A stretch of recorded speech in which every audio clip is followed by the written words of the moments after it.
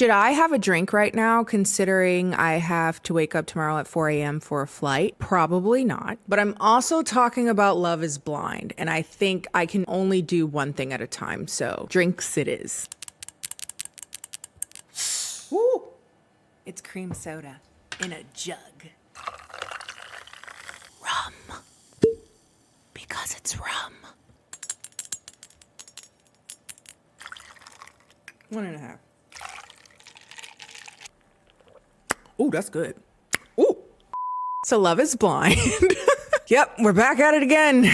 I feel so many complicated feelings that we keep ending up here, but I also cannot deny that it's good for my business. I hate that. But yep, we've returned for season 6 of the widely acclaimed and much shamed and very tumultuous show, Netflix's Love is Blind. And much as I've done for since season 3, if I remember correctly, I am here to give you the deets. I really need to stop starting these videos like, I didn't think it could get crazier, because it always finds a way. So I think it's just easier to just talk about what happened. So we're gonna do that today. But first of all, hello. I'm Kendall. If you're new around here, welcome. If you're not new around here, what is up, home skillet biscuit? I almost forgot my own intro. So we're back at it again. More people, for some reason, have decided to go on this show again. So we're here to observe, because else can we do at this point? Again, I've been keeping up with the show since season 3, and thus it's become a bit of a tradition, if you will, on the channel for us to sit here, do a very extensive recap, usually, my opinions on people as things are going along, how things are going so far. As of filming, only half of the season is up, which is up to episode 6, and those are the only ones viewable. So,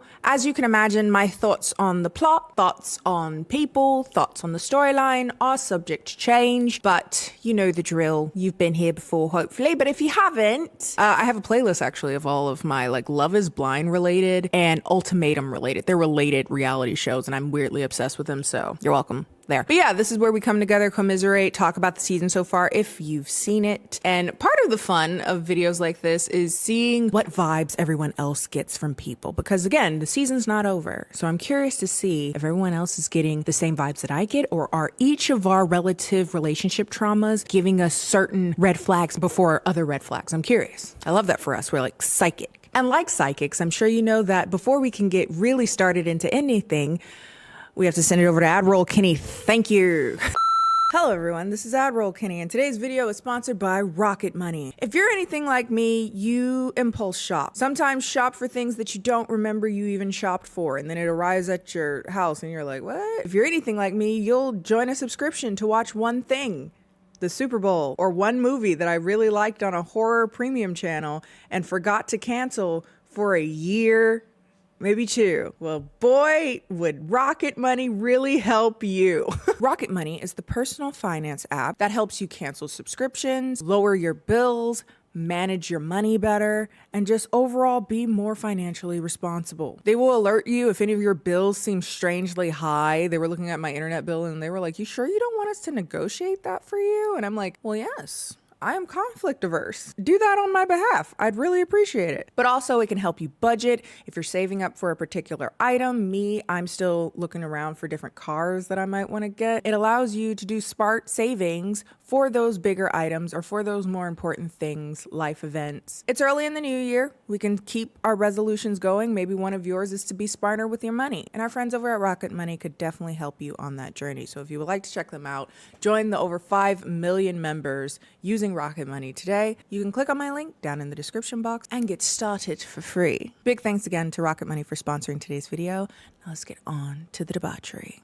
So a quick rundown of what Love is Blind is for the like 4 of you in the back who are uninitiated and are too like embarrassed to ask what the show is about. I got you. Don't even worry about it. It is a show that exists in the Nick and Vanessa Lachey Netflix hellhole production syndicate. That's not what it's called. I like to call it hell, though. They executive produce this show, if I'm not mistaken, but they definitely host it. And it's basically a show where a bunch of singles gather together and go dating in pods without seeing the other person for 10 days. And it's this like boot camp of speed dating until they make a connection. And at the end of that 10 days, they're expected to propose to someone and get married. They propose to be legally married. They exit the pods. They see each other for the first time, see if their connection can survive physical proximity, if they also have a physical connection, and test whether or not people can fall in love without seeing each other, or if looks really make or break things. Over the season, we've kind of already answered this question that sure, you can build a romantic connection with someone without seeing them. However, looks do not look so much, but physical attraction does take place within that. Again, it can be someone that isn't traditionally attractive, but if y'all are attracted to each other, that'll work. But yeah, it's a thing that we've been claiming we're trying to find the answer for, but we already know. We're just here to watch reality television, unfortunately. They see each other for 4 weeks, I believe, in person. And at the end of their 4 weeks, they're expected to say, I do or I don't at a wedding in front of their friends and family. And it's very dramatic and it's very camp. And I can't lie, I look forward to it each season. It's messy. And it's for messy bitches like me. Very, very quick side note before we get started, though. For those of you that remember season 4 in particular, where Vanessa Lachey was having an aneurysm over the thought of someone having a baby. They wanted their first Love is Blind baby. And she was like losing her mind over it. Well, it has been confirmed in a little bit of Love is Blind news that season 4's Zach and Bliss are expecting their first child this spring. So congratulations to them. So now maybe Vanessa can shut the up. And we're here to talk about season 6, which takes place in North Carolina, Charlotte. I'm actually taking a flight to Charlotte layover tomorrow. So yeehaw, or whatever people from Carolina say. But before we get started on that, I am blind. I'm going to clean my glasses. I too believe that things are blind, but that's me. I got greasy little fingers. Ooh, and I can barely see my hand in front of me. Ooh, got my grubby fingers on my glasses. So for those of you unfamiliar with how we do this, we have to talk about notable cast for this season. Now, again, we've only looked at the first 6 episodes, so this is kind of my first-ish impressions of people. And I'm also plucking out people who won't be of any consequence because there's like 15 people, women, 15 men, and not everyone ends up getting screen time. So just talking about the ones who do. And I will say that this season was particularly hard to keep straight because the women, they all look alike to me. They all do. And it doesn't help that they all have like boring names too. They all look like they holding pumpkins and it's like, it's hard to keep up, but I tried my best. So let's start with the women. Jessica is really nice. I really like her. I think she's one of my favorite women this season. She's very sure of herself, very much so seems to know her self-worth. I love that energy. She's also had to grow up very young because she had a very like tumultuous childhood, and she also had a kid. So she has a 10-year-old daughter. She's only like 28, so that she got pregnant very young. And that's the first that we've had a person on this show have a child. So that's a new kind of thing to consider in this process. But I think she seems like a really great person. The way she speaks about her daughter is so beautiful. Like you can tell she just oozes love for that child, and that's so gorgeous. She's very protective of her child in the sense that, you know, she doesn't want to spring that on people, but she also recognizes that that is the most precious part of her. And I love that. I love the way that she speaks about her daughter. She seems really cool. Next up is AD. My notes here say, lovely girl, terrible judgment. She starts building red flags with the worst people, just hands down. She picked just doozies. And I hope we have a learning experience through this, but who's to say? Next up is Amy. Nice. That's about it. Laura, blonde. I don't really have any real feel for her until like episode 6, which is the last episode of this section, so whatever. Brittany loves Jesus. Sarah, conservative and self-proclaimed patriot. Ew. Those, I believe, are all the notable women. Then we have the men. We have Jimmy, 27 but looks 35. That's not a moral deduction. That's not any kind of moral failing on his part. It's just an observation. Beyond that, he's really indecisive. I mean, I think there's nice ways to understand him, or I should say charitable ways to understand him, but he's also kind of a so I'm going to go with he's kind of a but if you want to be more empathetic and understanding, you can just say it's a hard experience and it's a hard experiment and he's trying to make the best of it. But I call him a Johnny, seems nice. Kenneth, loves Jesus. Clay, cheater energy. Jeremy, liar, / really childish. He kind of gives me Cole. Was that season 3? Yeah, season 3, Cole, not a fan. Matthew, absolute psycho. More on that later. And last but certainly not least, Trevor. I love me some Trevor. I feel like each season we have our diehard favorites. He is mine this season. I really hope he doesn't disappoint me because I love him. I want you. Call me. We can figure something out, baby. He comes off as like, you know, kind of big, buff, football playing dude, might be, you know, himbo energy, but he seems to be really sweet. He seems to be like very emotionally competent and very mature, and I just really like him. So if they don't treat you right, baby, I might. I'd try. Give me a chance. I will try it, baby. He's just real big. Ooh, there's something in this drink. Okay. Wonder if he's big Sorry. There's something in here.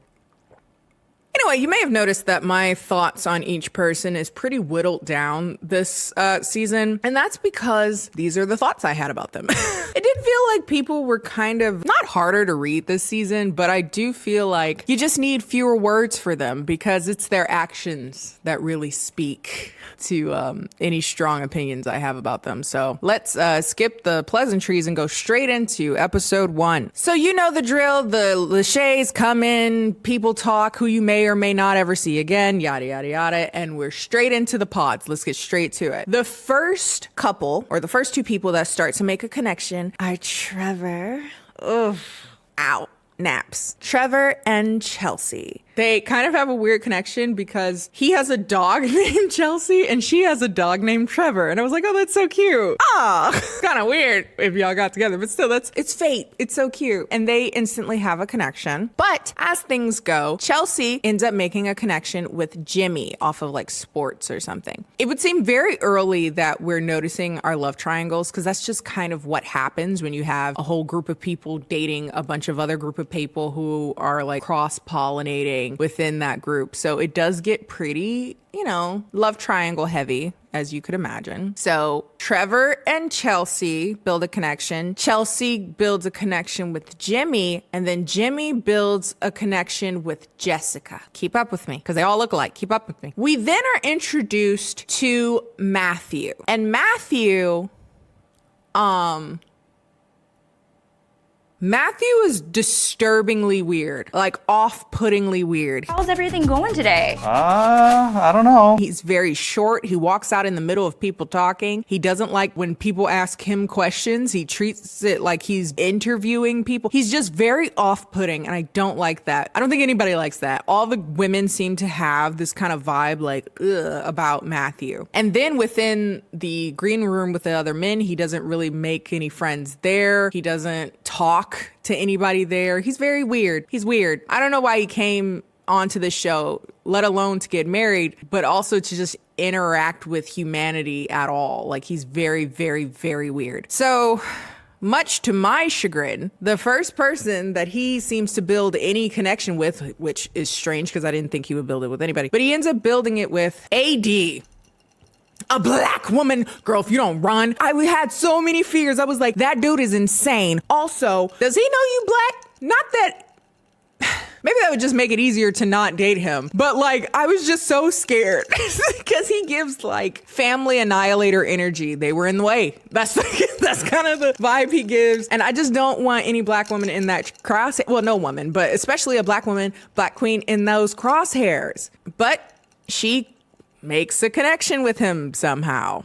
Befuddling. I know. She also makes connections with another guy who also is a bunch of red flags. His name is Clay. Now, I will admit I like Clay more than I like Matthew because he isn't Matthew, but he definitely has this swarmy, smoozy, ladies man, overly flirtatious energy. So early in the process, he says little things about like having a fear of aging, and he doesn't want to tend to things, show things love all the time. And immediately, I don't like him. I get someone who has no competence for serious relationship, let alone marriage. Also, when someone's very like showboating like that, especially very early on, it reads to me as insecure and not wrong. A little bit psychic. It's a curse. But she seems to like him too. Girl, do you know how to pick him? All right. But that's the end of day one. They go back into the pods. Everybody shares their first impressions with the people they were talking to. And notably, AD brings up to the crowd of women that she built a connection with, of all people, Matthew. And if I were her, I would have been a bit concerned that the other women seemed to respond quite strongly to the notion of that, saying, Matthew?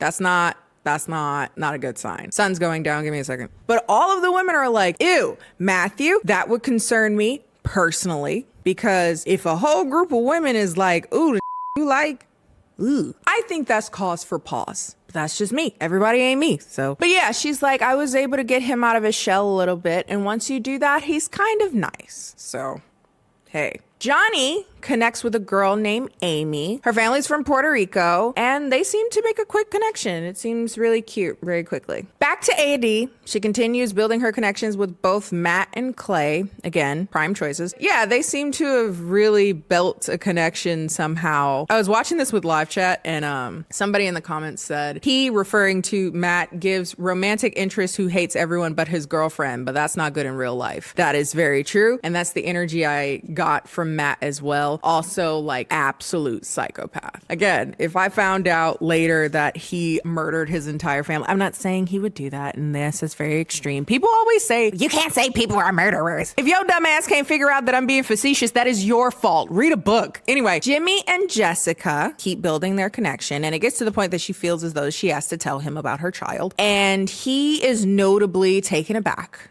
by it, asked why she didn't bring it up earlier, and she says, it's not something I hide. It's something that's very close to me. And I wanted you to get to know me first before I even consider introducing you to my child. But yes, she's such a big part of my world. And again, the way she speaks about her kid is so beautiful. I love that. But he does seem quite shaken up by it. He says it isn't a deal breaker, but I think it is. More than he admits to. That's the vibe I get. And because he didn't make that distinction, I don't like this kind of roundabout way he seems to be like navigating the space. But hey, I kind of wish he would have just said like, that makes things hard for me. And that would have been honest. But anyway, they do get on the topic of the father of the child, and she's like, we have a great co-parenting relationship. He's still around in her life, and that's incredibly important if you are trying to enter into a relationship where a child is present, of course. So especially marrying into that. So that's really important. But being that he also has a connection with Chelsea, who doesn't have a kid, I get, though he doesn't say this, I get the inclination that drives him more towards Chelsea because she ain't got no kids. But she does have, not a secret, but something that she has to share with him as well, which is that she was married before. She got married very young. She was married for 5 years, and they just grew apart, and that's how that went. And mind you, he's coming in there straight from the conversation with Jessica about how she has a kid. So he's kind of like, oh, I'm getting punched in the face with all this stuff. And she's like, are you okay? Because I was so scared to tell you that I was divorced before. And he was like, you know, compared to something else I learned today, it ain't even that big, really. And it's just, it's a weird time for both of them to like process what's going on. And she ends up breaking down because it was really hard for her to share that part of her life with him. And he seems to be like, oh, well, girl, I'm more focused on something else. He doesn't say that he's more focused on how I just found out that Jessica has a kid. But it seems like his head is never quite in the same room as whoever he's talking to. And, you know, and again, this process is hard. So I don't look at him as a bad guy at this point. But there does come a point where it's like, I'm going to need you to put your big boy panties on and say what you don't do and don't want, and focus less on seeming like the bad guy. I've always told people this, and it's hard to do. I understand that. I don't do it all the time, and it's a struggle. But sometimes in an effort to not be the bad guy, you become the worst guy. And sometimes you just got to bite the bullet and be the bad guy. We're all the enemy or all the bad guy in somebody's story, and that's just is what it is. You will not leave this earth without one person being wronged by you or slighted by you in some way or another. So just suck it up and do it. But anyway, Chelsea and Trevor keep connecting. They talk about his last relationship getting really close to marriage, but it didn't. This is also where she tells him that she was married before, and he takes that very well. He's just like, I don't give a that doesn't change anything about how I feel about you. And as connections are deepening, as people are picking their person or people, people start to keep closer to their chest who their person is, particularly in the women's green room. But if you recall, AD has a connection with Clay and Matthew. But both of those connections get kind of shaken because both of them ain't. But here's how they aren't. She goes in and talks with Clay. And again, Clay gives off, not here for the right reasons, just here to play around, probably here to somebody. He says, yeah, I want to do marriage and whatnot, but he seems, again, incredibly ill-equipped for that. Anyway, they end up having a conversation where he ends up bringing up her looks, like kind of pushing for like, what do you look like? Which, again, y'all never read the description of the show. If looks are really that important to you, don't enter a show called Love is Blind, where the core premise is that you take looks out of the equation with how you make your decision originally. Can y'all please read? And I feel like there's a sizable amount of you that either don't read or don't give a about what the show is about, and it pisses me off because he goes on there, he's like, can I get a hint? I usually like lips, I like ass. And she's like, I'm not answering that. But he does seem to put a bunch of like weight on. He was like, I ain't gonna say it's not important at all. Then what the you come on the show for? Luckily, AD is turned off by that, thank God. And she's like, I don't really like the energy here. I don't think you're here for the right purposes. It's not cool in my book. So she's not feeling it as she leaves that date. And then she goes in with Matt and she continues to have a confusing but deepening connection with him, at which he says, quote, something happened, which I'm supposed to assume is to mean that he's falling in love with her. That did make me laugh though. That sounds like a confession that I would make. I don't know. Just woke up one day and some things happened. I feel ill regularly, but I also like it. That's butterflies in your stomach. Nausea, but like cool about it. Anyway, they touch on some sensitive topics, particularly her dad's passing. And he brought up her father because he wanted to ask him for her hand in marriage. Like whoever he proposes to, he wants to ask that person's father for their hand in marriage. And so when she tells him that he passed away, he doesn't really have any attunement to that. He just says, well, good thing I don't have that roadblock in the way. He referred to your dead daddy as a roadblock. That's not funny. But it is, though. This is a menace. But they keep building their connection, showing more of his softer side. He's like wanting to run off with her and yada yada. And again, this is making me uneasy just because he's a weirdo, but also does he know that she's black? This is a Carolina and he gives me like quote unquote pragmatic racism. Like it just doesn't make sense to mix the races, Why would we do that? But he swears up and down that looks don't matter, her skin color doesn't matter, any of that. None of it matters. And so she leaves this date on cloud nine. She's like, oh my God, this man is amazing. I'm getting so much deeper with him. And that is until she overhears another woman cast member. Her name is Amber. I didn't mention her in the notable cast, but I'll let you know if she ends up becoming more important, but she's here. So it seems that two people can stomach Matthew. Not even stomach him, like him. Crazy, don't understand. But what AD ends up overhearing is that Matthew had been saying pretty much identical things to Amber that he had said to AD. So AD's thinking she's all special. She's really getting through to him. She's breaking through that shell, only to find out that he has been saying the exact same to both of them. That tracks, because he ain't. We all knew that. He's a weirdo. Again, baby, we need to figure something out. But yeah, with the shock and awe that the terrible guy behaves terribly, we enter into episode 2. In this episode, we meet a new guy that we have not really seen at all until now. His name is Jeremy, and he spells his name terribly. I hate it. It's not his fault. It's his parents' fault. I hate unique parents, but his name is Jeremy, supposedly. And he ends up making some connections with a girl, well, with two women, but first off, a girl named Lori, who we are also meeting for the first time in this episode. They seem cool At first, I don't really have any strong opinions about them, so I'll leave it at that. He also ends up making a connection with a girl named Sarah. Again, we don't see any of these people on screen very much, so fine. However, there's one thing that ticks me off that Jeremy might suck ass, and that is when Laura comes in, they do that whole thing like, can you guess who this is? And he accidentally says Sarah's name, and Laura's like, what? And he's like, of course it's Laura. And he plays it off so smoothly that I was joking. Of course I know it's you. That he got me confused. I was like, wait, was that a joke? He played that so smoothly. Was that a joke? But no, he up. He accidentally named her the wrong person and was able to save it so quickly. I don't like that. I don't like that are very good at lying. Why are you so good at lying? How often do you lie? That it rolls off your tongue like that. Don't like that energy. I don't like people that are that quick on their feet. It's weird. And the fact that we as the audience who was watching the same interaction for a notable amount of time was like, wait, was that a joke?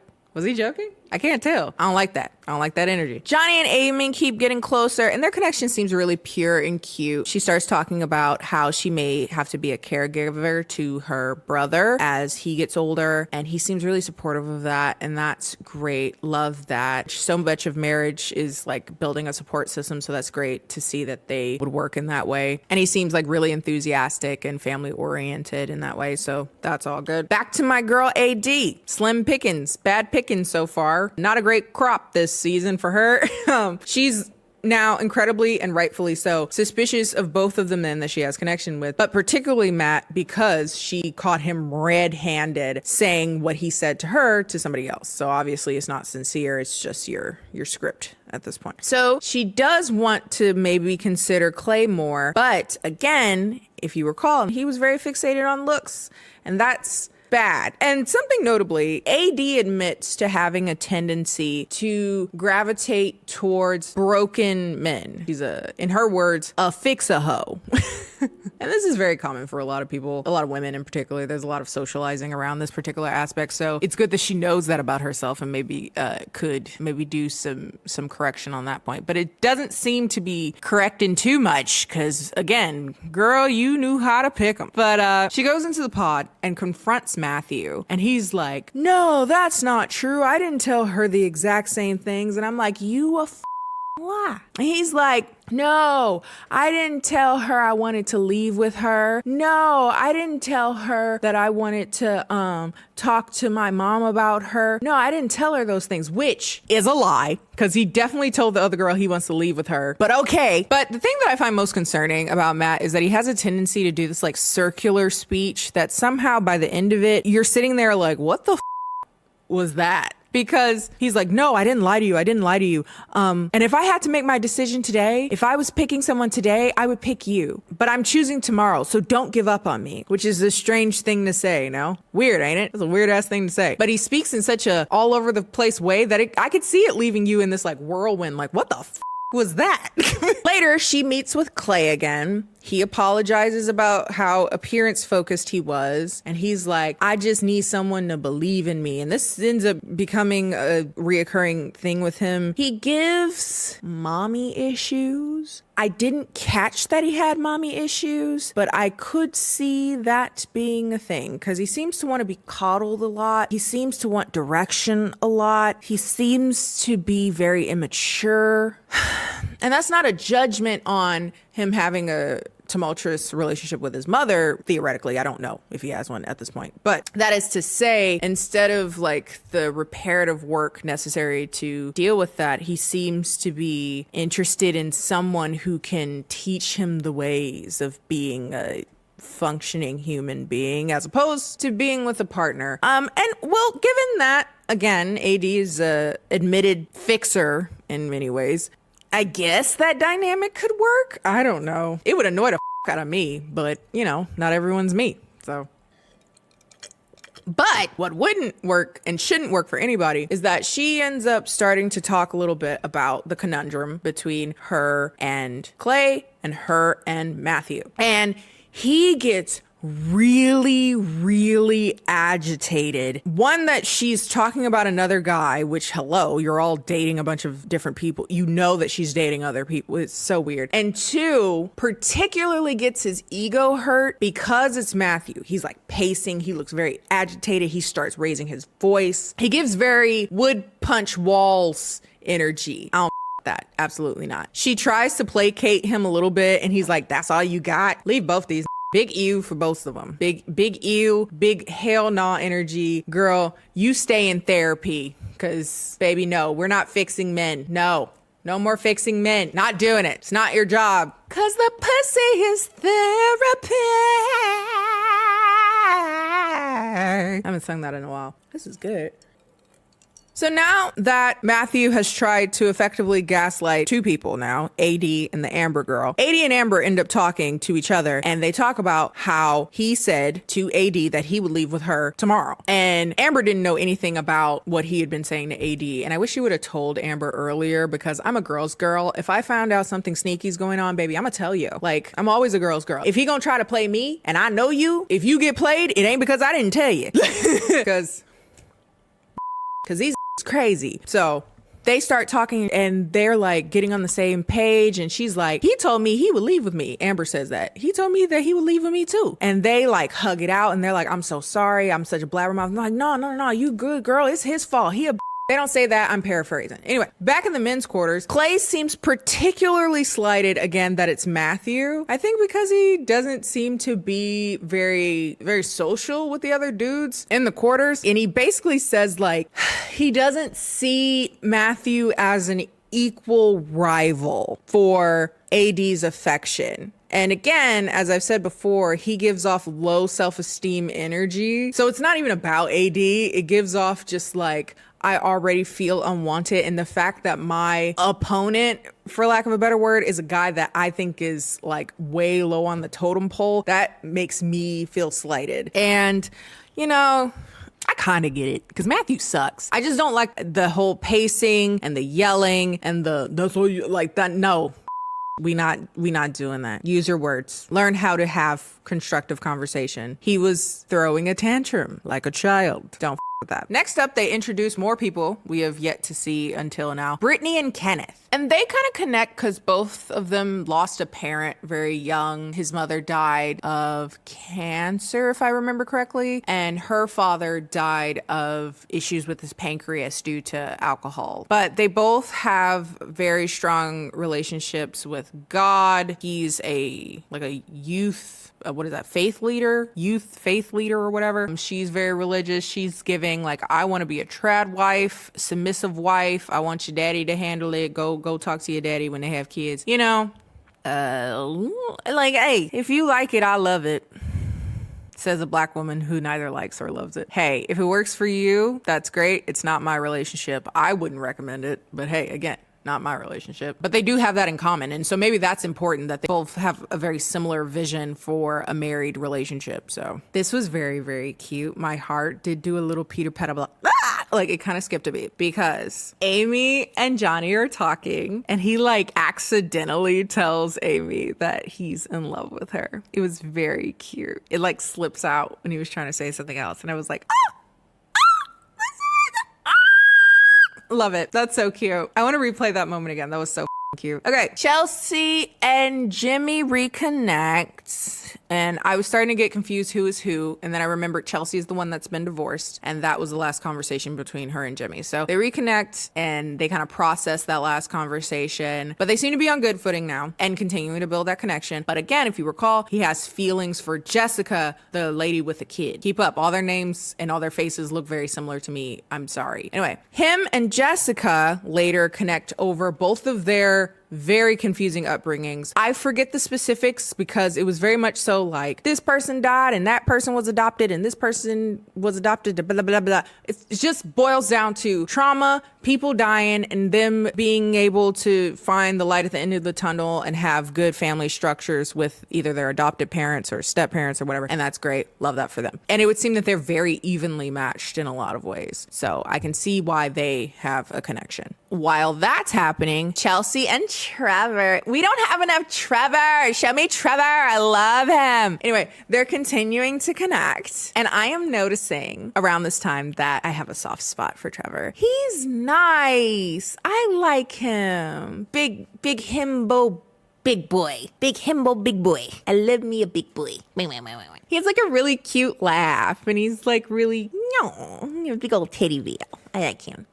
If he's disappointing, don't tell me. I just not yet. I just let me believe in things, okay? Anyway, meanwhile, another guy I like, again, is Johnny. He seems really nice, and he was the one that accidentally slipped up and said, I love you. And he's the first to propose, actually, and it's super wholesome. He proposed, of course, to Amy, because we don't see him really with anybody else. And she accepts, and it's very cute. I love that. So one couple down. So after Adi and Amber talk about Matthew and how he had been spitting game to both of them, Amber decides to just go home. She says, I don't want to be involved.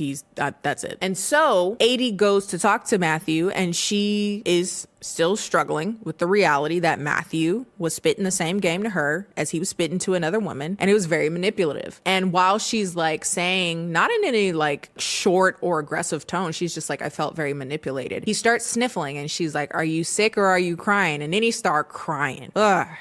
Hey, he's like, I know I've been bad, but America loves an underdog. You know, America, they do love a good underdog. What? Who the fuck? Who? What? You say anything about America?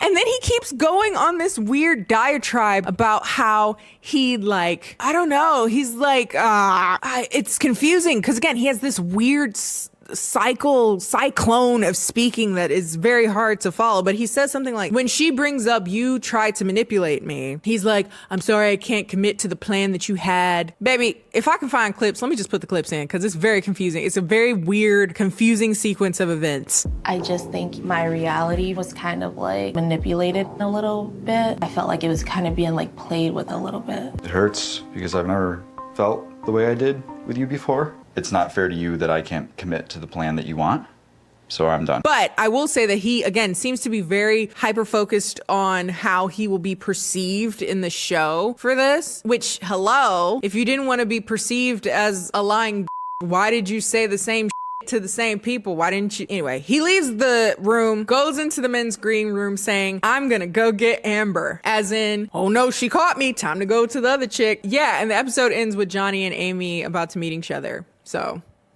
there you go. Episode 3, Johnny and Amy meet each other and they seem to really like each other. The only thing that is maybe a hint that everything isn't perfect, which isn't a big hint, but it's just something that Amy says, which is that he's definitely not her usual type. She would go for ethnic men. So this like brown haired white boy isn't really her usual type, but hey, that's what the whole experience is about. That doesn't make me feel like they don't love each other or they aren't into each other at all. I think they really like each other and they're very cute. So love that. Meanwhile, in the green room, Clay is crying and again, he strikes me as painfully insecure, and even the people with the strongest self-esteem, I feel like this show would really rattle you. I wouldn't go into I would love, though, I think what would be fun is if there was a dating event, not a show, something that wasn't filmed, where you do Love is Blind style speed dating, but it's not for marriage. It's just to like go on a date and it's not filmed. I'm actually very curious like how that would go. I think my voice is sexy. I think I'll make him fall in love, baby. Hello. Oh, hi. This is Kendall. How are you? I wonder what I sound like. If people didn't know what I look like, what would you think I look like? Fascinated to know. Drop in the comments. Kind of curious about that. Anyway, but yeah, he's crying. And again, it gives off the things that I've kind of noted about him. He gives very insecure, maybe bullied as a kid. He doesn't say that if I remember correctly, but he does insinuate that he was nerdy and insecure as a child. And I can imagine that bleeding into a self-sabotaging kind of emotional volatility. He seems to be very schmoozy, and I noticed that most people that come off very schmoozy are overcompensating, but I digress. He apologizes to AD about how he reacted the last time they talked. Remember his pacing, this very disconcerting way of dealing with just like how the show works. And she's like very kind, but she's very like straightforward. She was like, you triggered me. Like, I don't respond well to people yelling at me, like that's not gonna work. And he was like, I apologize for that as well. So, and he seems to feel like his love is fundamentally not enough for people. And so to find out that there was somebody else that was getting her attention, I could see that triggering that particular insecurity of his. And that would explain his kind of like showboatiness and overly flirtatiousness. With that said, I still don't like him. I feel like this, to me, if I had to write down some characteristics of a person, particularly a man that I feel like would cheat, some of this is just off of observation. There's no science to this. It's just me. I'm no scientist, no sociologist. I just like to observe. I noticed that if you get a showboating man, that man is probably very insecure, and very insecure men often need a lot of validation. And usually the validation of one person isn't enough. So they look for that security through other people, and that's part of why they cheat. So again, I'm no betting woman, but if I had to guess, he's a cheater. So we'll see. But they've kind of squashed all that. And she brings up how she was kind of turned off by the whole conversation about how he's very focused on looks. Again, a very insecure man would probably be very focused on the looks of himself and his partner because he innately feels inadequate. So he would be very hung up on that. He kind of skirts around that topic. He doesn't outright say like that was inappropriate for, especially for this context. He just somehow like is able to dust around that topic. And I get very frustrated because I think, well, if 80 has a tendency to dating a bunch of similar guys, she again is picking two doozies here. And she kind of talks about before that she has a tendency to pick doozies. It doesn't surprise me that she doesn't pick up on some of the things that we as the audience who are seeing this very like curated synthesization of their interactions, we can probably pick up on, but it's frustrating. I'm like, come on, girl, you better than this. Damn. Anyway, Brittany and Kenneth keep talking. The ones that love Jesus, they bore me, but they love God, and they don't want to have sex before marriage, so that's cool for them. Make whatever choice you want to do. Jeremy continues to connect with Laura and Sarah. Admittedly, when he shows up again, he doesn't have a lot of screen time, so I forgot who he was at first. But then I remember like, oh, he the one that I think is probably a liar. So I'm not a huge fan of him already. Then he's speaking with Sarah, and they talk explicitly about politics, which, if I'm not mistaken, this is the first time in any of the seasons we've heard somebody outright say, I'm liberal, conservative, moderate, or whatever. So I was like, oh, okay. She is conservative. I'm just sitting here like, why don't people talk about this earlier in this experience? I feel like that would have been one of my first like 6 questions, first 3 questions. Cause like so much of my humor is founded in a very comedically, darkly nihilistic view of social political climates. And if you don't agree, you're not going to get the yucks, man. You're just not going to do it. How are you going to get my jokes, man? How are you going to get the irony if you like... But anyway, she says she's conservative. If I recall correctly, he doesn't outright say he's a liberal, quote unquote, but the way they kind of frame it, he's like, I don't mind that, which is to insinuate that he isn't conservative. But when I hear, for instance, a liberal say that, I understand that liberal as a moderate, and moderates are just conservatives who are afraid to say it. So he might be more left-leaning than her, but if you both can speak about the issues of the world with a general white people apathy, you're both conservative to me. So there you go. But yeah, that's fine. I guess I get why we don't see as many conversations about explicitly politics, because that can really shift the audience's perspective of people very quickly. So I do find it interesting that they decided to include it. I'm sure they're not the first couples to ever talk about it. That's really concerning. If y'all all got engaged and married and y'all didn't talk about politics at all. Ew. Heyo. Kenneth proposes to Brittany and she says yes. No surprise there. Jimothy.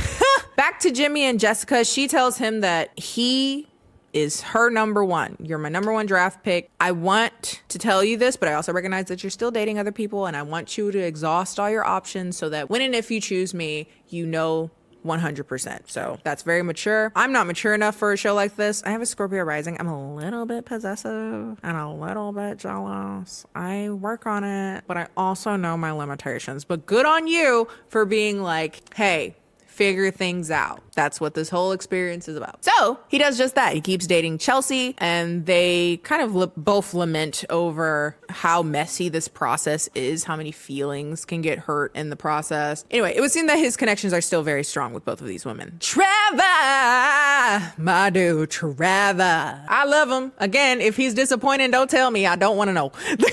He's narrowed it down to Chelsea. He's like, my eyes are on you. I'm sure about you. I'm sincere about you. It doesn't matter what you look like because I love you. And he's like, dreamboat. I love that. He's so cute. And she seems really receptive to it, but still like, because I also have feelings for Jimmy. But here's my thing, especially after watching this show so many seasons, never pick the guy that's going back between two women. Don't pick the guy that's going back between two women. Pick the guy who is all in with you. And I think that's a key to life, man. You don't want men especially that are picking you because there's no other option. It's just like, oh, I got stuck with you. No.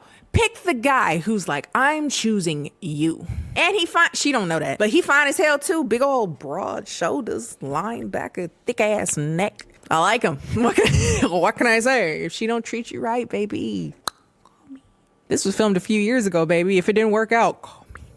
But yeah, rule of thumb, pick the guy who's sure of you. So after being told by Trevor that he loves her, she goes back to the green room. She's just crying because she's like, oh my God, he told me he loved me, but I love Jimmy. I have feelings for Jimmy. Oh my God. And there is Jessica off to the side who loves Jimmy. She's kind of like, oh, this sucks. Again, I'm too emotional for this. I would not do good in this circumstance. I would not. And this is not even including the fact that these motherfuckers ain't slept in days. Oof, Jesus. Could not do this. I wouldn't say y'all better than me, but y'all have, I don't know. Y'all better than me. I don't care enough about love to do all this. Anyway, episode 4. Sarah and Jeremy are talking, and she seems to be building more of an emotional connection with Jeremy, but he's pretty clear. He's like, I feel like our connection is a lot more flirtatious and physical or sexual tension. But he seemed to be building more of like a substantive connection with Laura, blonde girl. They seem to be more fundamentally compatible, and he does admit that he's falling for her. So, hey, that's this process. It's awkward. Clay reads a passage from the Bible. Always love to pull out the Bible when they about to do some. And he proposes. She says yes. Good luck. I don't know what you want me to say. Keith and Brittany meet for the first time. They got engaged. Was it last episode or the episode? Whatever. They got engaged. They meet each other for the first time. And I do note that before they come out of the respective walkways, that they talk a bit about the complications of being in an interracial relationship and building an interracial family, which leads me to wonder how that will show up in their relationship particularly, because there have been other interracial relationships, but it's never been this much focus on it. So that concerns me. Does she have a racist family? What is that? What's going on there? But they meet each other and they seem to really like each other. So that's cool. Jessica and Jimmy keep talking, and she gives him a letter that she had written to who she sees to be her future husband. And he gets emotional, and he's like, I'm so grateful that you gave this to me. But he's still choosing between, Chelsea and Jessica. And Jessica is super understanding for a while. I mean, more than I could be. Again, she's maturer than me. But again, she doesn't want him to have any regrets, but it does seem like this is very frustrating. She starts to get rightfully frustrated because she's like, dude, I get the sense that you don't feel as strongly for me as I feel for you. And I prefer you just say that. And the more I'm kind of like reiterating how much I love you and how much I'm into you, it's making me feel like I have to talk you into being with me. And I don't want to have to do that. I want to feel like you want this as much as I do. And I feel like you don't, which is fair because he don't give that energy. Trevor does, but Trevor's talking to Chelsea, not Jessica, but like, oh, love me some Trevor. Trevor's so sexy. Damn. Ugh. She's like, let's just table this because I feel like we're doing this circular conversation over and over again because I've said my piece. If and when you come around to me, I'm going to need you to be clear about that. I need you to be clear what you want. So I'm going to drop it here. And I was like, energy. Isn't she the Capricorn? I think she's a Capricorn. That gives very Capricorn energy. I'm like, I'm not doing this. Either you want me or you don't. If you don't, that's fine. But please stop doing this like whittle around the bush thing. It's insulting and a waste of my time. Especially she got a kid. Yeah, I can't have you being unsure. Like, hello. And so, because he gives me energy. After that conversation, he's like, well, that conversation doesn't go well. So then he's like, I guess I realized that I'm in love with Chelsea. So he tells Chelsea he loves her. Of course. But Chelsea, again, is in a conundrum because she has to choose between Jimmy and Trevor. Now, again, I always recommend going with the that chose you like every other choice. I'm focused on you. I chose you. That's beautiful. But you over here like, oh, maybe I should pick the guy that doesn't know what he wants either. No. No. But yes, now she's gotten 2 love confessions. Cool girl. Queen. Chelsea comes back in the room and she's like, oh my God, to love me. And Laura's like, oh, how did your conversation go? And Chelsea's like, oh, he told me he loved me. So she wasn't like shouting it in the room, but Laura goes straight to Jessica and she's like, girl, I would pack my and go home if I were you. I would pack my go home on your own accord. That is not your man. That is not your man. I love that. That's a very girl move because I would go up and tell her that too, because I'm like, look here. The last thing I want is for one of these girls that I've built, a little sisterhood with. We've been here for a hot minute. And I find out that your man told somebody else that he loves her and you trying to figure out if he's going to choose between you and another. But girl, cut this. He's not straightforward. Just go home. Go home. Because the last thing you want is for them to not work out and he comes to you and you didn't even know that he confessed that he loved her. And now I'm your backup because she don't want you. Out of here. Clay and AD meet. And before they meet, he does the whole trying to convince everybody that looks don't matter. He's like, girl, shut up. But they meet and they vibe well because she's hot. Like, come on, she's hot. Body, girl. She worked for it. I can't even get mad. She definitely work out a lot and probably eats right.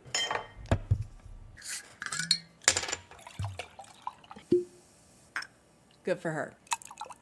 Jimmy and Jessica talk for one last time. Apparently, Jessica did not take Laura's advice and decided to stay a little bit longer. And he stumbles around the obvious subject, which is that he's chosen another woman. And she's like, dude, can you just spare the bullshit? Can you just be direct with me, please? And he's like, I'm in love with Chelsea. It's like, okay. And then they break up and it's like, all right, fine. And she's like, it's not fair that you waited as long as you did because after yesterday you were like, oh, I don't know what I'm going to do. And then right after that, you confessed that you loved her. So obviously you knew a little bit where you were going. And I really wish you just would have told me and been direct instead of this. Again, it's frustrating. Like him and humming and hawing. I'm like, oh, I don't know where I'm going. You wasting my time. I could have been home with my kid.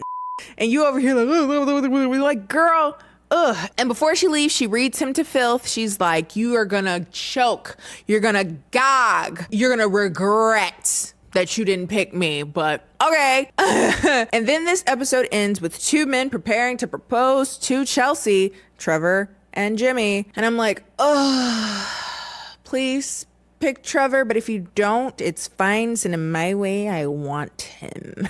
Episode 5. I know how these things tend to go. People don't tend to pick the person that makes better sense. They tend to pick the person that they feel like they had to fight for more, which is an interesting conundrum of the human psyche. So I put bets that she would end up picking Jimmy, and ding, ding, ding, I was right. So Trevor, again, it's been a little while. You're probably not single. Bet you don't stay single. But if you are,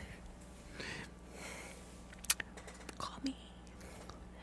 I can like football too. I know they throw the ball. I even watched the Super Bowl this year. I don't even know if he likes football. He just has a football figure. So I can figure it out. Ooh, sports. Field goal. Okay, I'm sorry. But what makes him even more attractive, Trevor, is that he takes this so well when she tells him, essentially Jimmy proposes first and she accepts it. And she goes to Trevor and he, to tell him that she has accepted the proposal. She's another person that kind of speaks around and around. And I'm like, I get it. Please be direct. This is actually very frustrating to listen to. But he takes it so well. And it's so attractive how well he takes it. Because he's just like, I don't understand why it makes more sense for you to pick a person who was wavering between you and another person, but there's someone else who's so sure about you. Me, who's so sure about you. I don't understand it. And I'm like, can I hug him? Can I ease your pain? A big boy. Can I ease your pain, daddy? I want to him. I'm sorry. I want to him so bad. Like I do. But like he handles it very well. He's just like, I want you to be happy. I want you to make the decision that makes you happy. And he's a great guy. He's a cool guy. So if this is the choice that will make you happy, I support you. Whew. Okay, Jeremy breaks up with Sarah, and it's very awkward. But I mean, as far as breakups go, it goes well, all things considered. It's kind of like a thank you for your application. We're going for a different applicant type energy. And he proposes to Laura. She says yes. Yay. Jeremy then proposes to Chelsea. Oh boy. And in the interview, the post interviews that they do or whatever, he's like, I'm going in to propose to Chelsea.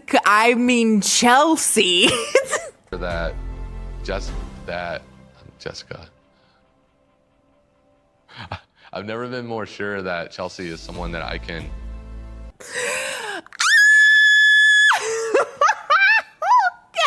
Oh, Lord Jesus. Oh. He was like, oops. I'm like, I bet.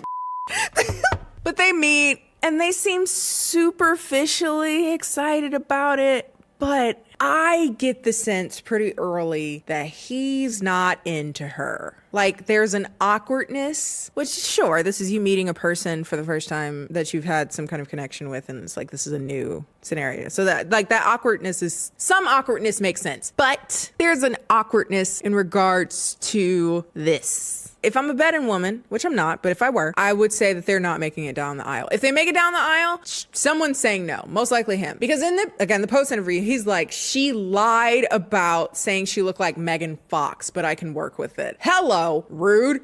Also, at first I was like, yeah, she did kind of lie about that. But then as the show goes on, there's certain angles where I'm like, I see it. Depending on angles and bone structure, I do see it. It's not completely out of nowhere. The fact that he's like, she lied to me about what she looks like, but I can work with it is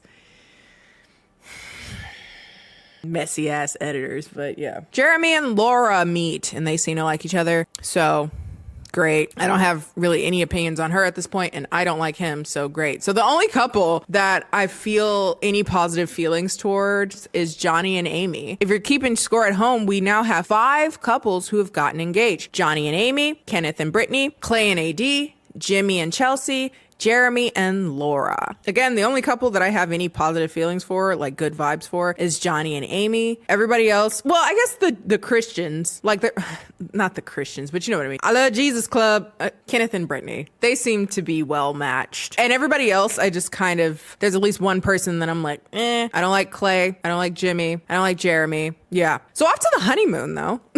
And their honeymoon takes place in the Dominican Republic. That is not how you would say that. I don't know why I said it like English words, but in an accent. I'm sorry. But it's time for them to go on their honeymoon and to meet some of their real life challenges that they'll have now that they've seen each other physically. They can, even if someone is or isn't conventionally attractive, there's also just this component of physical chemistry. And so we're going to work around that, see what it's like to just be in each other's presence, and also at some point end up meeting the other people who have been paired up. So once they meet up, they're on vacation, they're on honeymoon, and Jimmy is still talking about how hard it was to make the decision between Chelsea and Jessica. And I'm like, hey, we're at our honeymoon. Why the f are we still talking about this?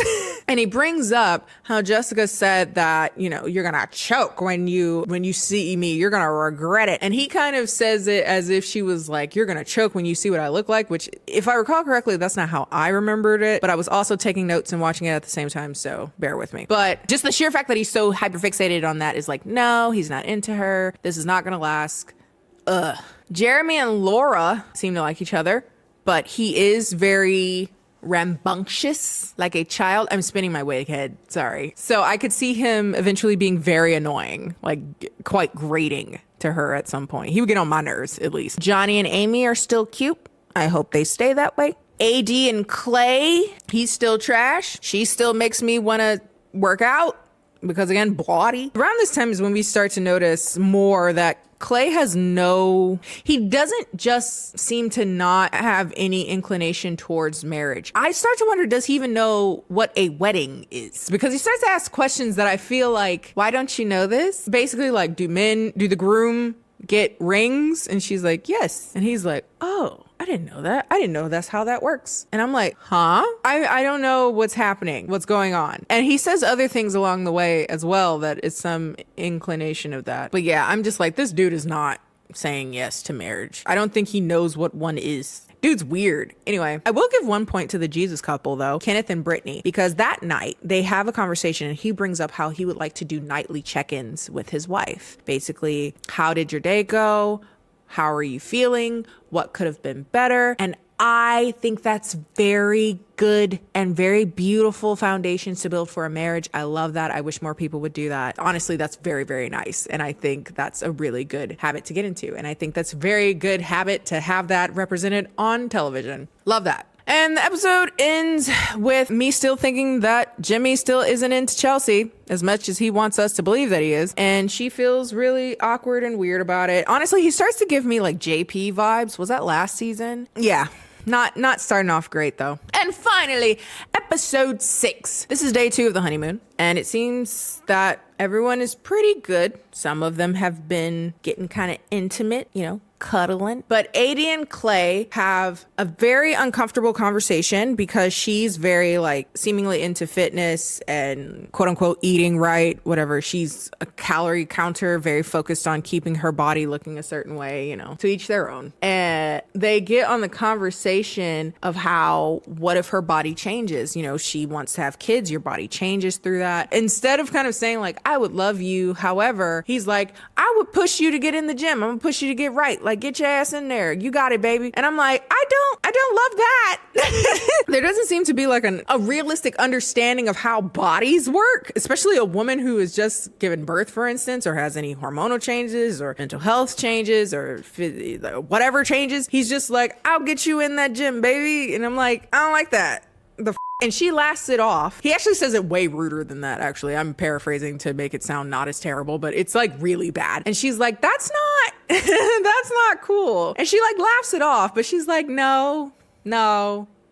We have more inclinations that he's kind of looking for a mom figure instead of a partner. Again, he wants to be literally cradled a lot, coddled a lot in a way that, it's fine to cuddle your partner, but again, he seems to need a lot of guidance and foundation building that would frustrate the average person, I think. I think you're adopting a giant child if you end up he has a whole lot of work that he needs to deal with to heal some stuff, inner child working, and it's a lot of work that I personally, this is me, I wouldn't want to do. But again, she's a fixer, so you got a hell of a puzzle for that if that's what you're into, girl. Hey, to each their own. Again, he seems to be looking for leadership and parenting to me. That's the vibe I get. And I wouldn't want to marry that. But that's, again, if you a fan of being a fix a motherfucker, you got a joy on your hands, dude. Meanwhile, Jimmy is still trying to convince himself that he's into Chelsea. But it's time for everyone to meet everyone. See the people that have paired up. See the people you could have been with, could have partnered with, the people that ended up in couples, those people. And while everyone's meeting together, Jimmy says something very inappropriate about AD, who, again, she makes me want to work out, needs to do some squats. He ends up saying she's stacked, which is very weird to do in front of your fiance, but she's able to make that a bit of a joke to make things less awkward. She's like, yeah, she is stacked. Oh, girl, what's your secret? And, the AD kind of, goes back and forth and she kind of jokes about it. But there does seem to be some inclination, whether it be editing or just how things went. Jimmy is too flirtatious with AD, in my opinion. Now, with that said, he does seem to be checking her out. But within their conversation, he does talk to her a lot about her connection with Clay and how that seems to be doing. And he talks up Clay a lot. He's like, oh, he's a great guy, blah, blah, blah, blah. But I could also see, again, it could be editing, why Chelsea would feel kind of off put by that. Also, including, I didn't mention this, Chelsea has a history of a lot of her exes cheating on her. So she's probably hyper focused on like any inclination that he could be flirting with another person. So it's just not great. So I do believe that this situation is a bit triggering to her. It also is probably doubly triggering because AD was a close friend of hers in the pods, but she doesn't seem to be upset at AD. She's like, I don't like that. I don't like the way he is interacting with her. Like, he compliments her body in a way. I fill in the blanks here. I assume he doesn't compliment her body, Chelsea's body, so specifically, and it feels like a but yeah. And then like Jimmy kind of goes around talking to all of the women who, you know, getting to know people, talking to people, whatnot. And it does seem that he has more connections with essentially any of the women who aren't his fiance, which is concerning. So that's not great. Meanwhile, AD and Kenneth, have I been calling him Keith this entire time? His name is Kenneth. Anyway, AD and Kenneth get into a conversation about his relationship with Brittany. She asks if he's ever dated outside of his race before, or if he'd ever dated a white woman before, and he says no, this is his first time.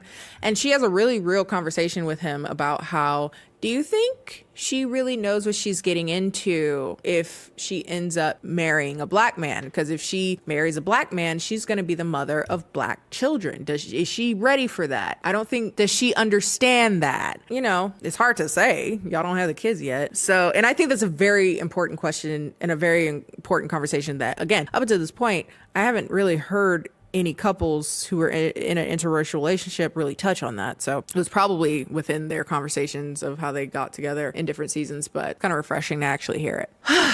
There ends up being a very weirdly edited sequence of events that turn into a fight. I do not understand it, but it made me feel icky because Jeremy and Clay were talking and AD comes over and Jeremy brings up that Laura, the girl that he's with, his fiance, called AD bean dip, which feels racist. It feels racist. I'm like, what do you mean? What does that mean? And then also that Laura told Jeremy to smack AD's titty, which is weird and fucked. Also, do not do that. Also weird to say that in front of Clay, AD's fiance. So AD starts to feel kind of weird about it. And it's just weird. And then Laura is like, why did you tell him the joke? Oh my God, you're making something into nothing. And I'm like, it is kind of weird. That's weird that you're telling your fiance to go and smack a girl's titty. Very weird. Y'all some weird mother.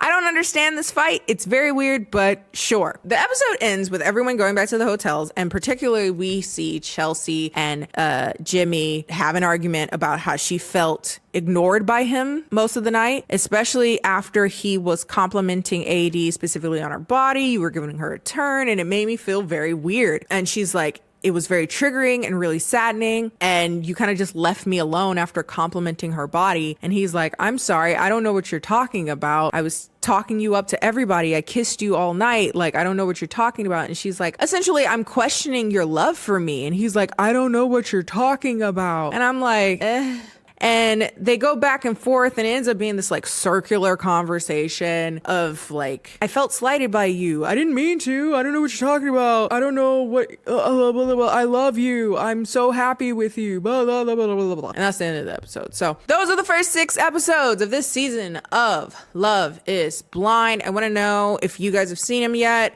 If you have any opinions, do you have any calls? If I were a betting woman, I'm not, but if I were a betting woman, let's say people that I think will actually make it down the aisle. I think Kenneth and Brittany are going to make it. They both love Jesus. Johnny and Amy are going to make it. They both like each other.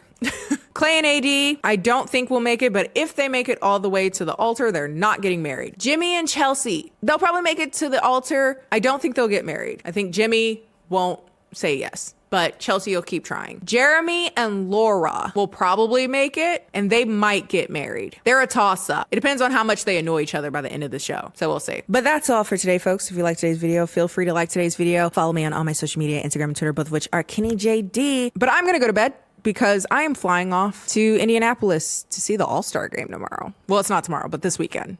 So my life is funny. I love a side quest. And I will see you guys. Maybe well, by the time this is up, I would have already been there. So follow me, I guess, on my social media so that you can keep up with all the shenanigans and side quests I'm doing. Check out the podcast, Connect the Dots, where we bees interviewing people who are more famous than me. So yes, and I will see you guys next time. I hope you finished all your folding as well. Peace.